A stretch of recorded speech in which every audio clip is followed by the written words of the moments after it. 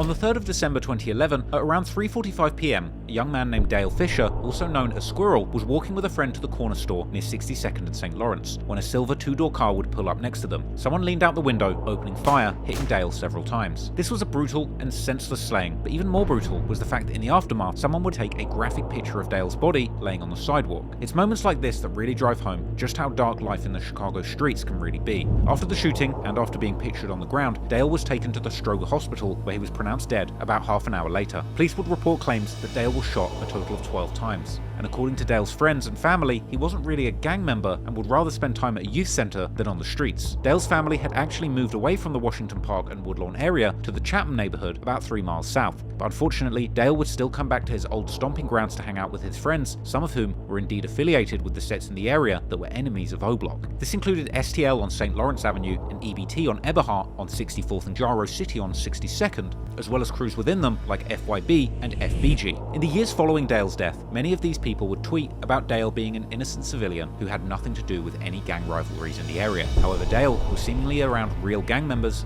who had many enemies in the streets. One video of Dale, seemingly taken within a day of his murder, would even circulate online. Dale would be seen in pictures throwing up gang signs, suggesting that he himself had already been sucked into the gangbanging lifestyle, and seemingly his connection to gangs would come from family ties, as Dale's big brother was a known St. Lawrence member who went by the name Main Main. Main Main was even seemingly mentioned in the police reports regarding the murder of O.D. Perry, with O.D.'s mother stating that she had heard that a man called Main Main was behind O.D.'s murder. Dale's killer has never been caught, but there have been several factions and suspects who have been rumored to have been behind this murder. For example, in 2012, rapper Billionaire Black's brother Richie Jerk would seemingly implicate the Lamron set for killing Dale. But another popular suspect in the murder has been D. Rose, who belonged to the 600 set, who were very close to O-Block themselves. However, O-Block's own T. Roy has also been suspected of being involved in Dale's murder, with the implication that this may well have been the first of as many as 10 murders that he had committed for his gang. Although some have claimed that T. Roy couldn't have been involved, as he may well have been locked up at the time of the murder. However, recently, this case received a crucial update during the recent trial relating to the murder of FBG Duck,